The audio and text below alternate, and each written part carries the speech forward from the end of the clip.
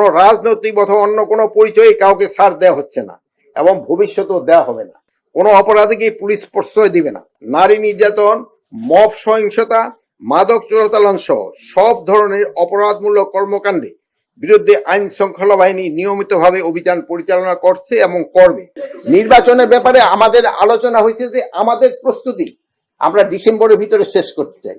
এই হত্যাকাণ্ডের দায়েরকৃত মামলায় প্রাথমিক তথ্য বিবরণীতে উল্লিখিত 19 জনের মধ্যে ইতিমধ্যে 7 জনকে র্যাব, সেনাবাহিনী এবং পুলিশ গ্রেপ্তার করেছে। ঢাকার বাইরে গোয়েন্দা দল বিভিন্ন জায়গায় অভিযান চালিয়ে অবশিষ্ট আসামিদের গ্রেপ্তারে কাজ করে যাচ্ছে।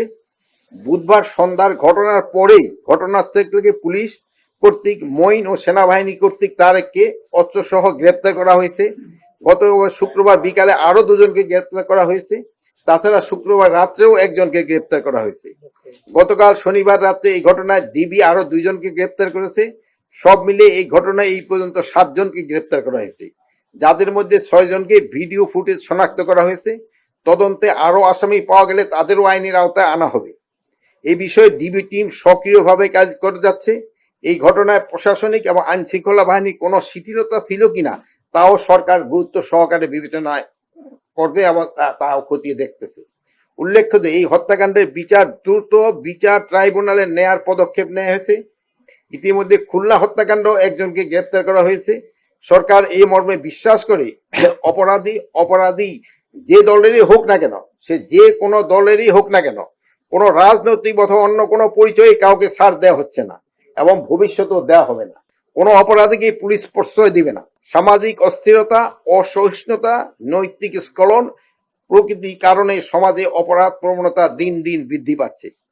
দেশ ও সমাজ থেকে অপরাধ কমিয়ে আনার দায়িত্ব আইন শৃঙ্খলা বাহিনীর পাশাপাশি আমাদের সকলের।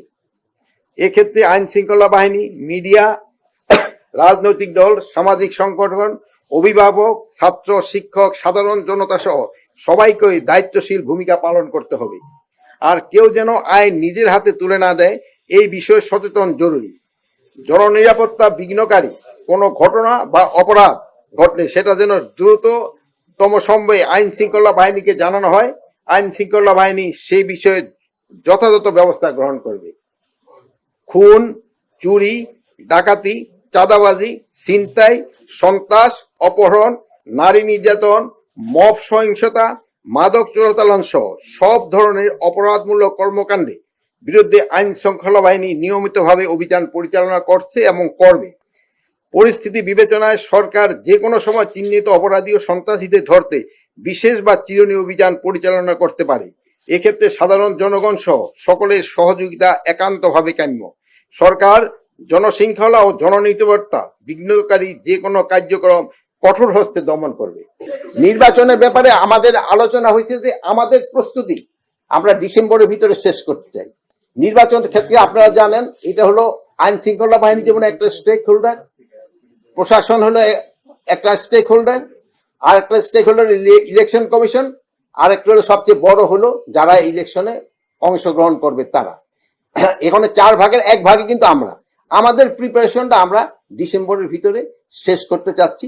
তারপরে ধরেন যে ইলেকশনের ডেট এটা এটা দিবে হলো ইলেকশন কমিশন, তারা এটা কবে ইলেকশন দিবে তো একটা টেন্টেটিভ ডেট তো আপনাকে সবসময় বলা হচ্ছে যে রোজার আগে হতে পারে, রোজার পরে হতে পারে, কিন্তু এটা নিয়ে আমাদের কোনো না, আমাদের প্রিপারেশনটা আমরা চাচ্ছি যে 31শে ডিসেম্বরের ভিতরে যেন আমরা কমপ্লিট। কোর্টের ঘটনায় আমরা যখন যাচ্ছি সাংবাদিকরা এখনো ভয় পাচ্ছে, তাদের আত্মবিশ্বাস একদম তলানিতে এবং তারা এখনো ভয়ের মধ্যে আছে। একটা এই যে 1 বছর আপনারা নানান কিছু করলেন, এই নিয়ে আপনাদের দুঃখ আছে কিনা, আর এই আত্মবিশ্বাস কিভাবে ফেরানো যায়? বাট এই ঘটনার সাথে যারা জড়িত তাদের কোনো অবস্থায় ছাড় দেব না, তার পরিচয় যত ধরনের যেই ধরনের পরিচয় হোক না কেন।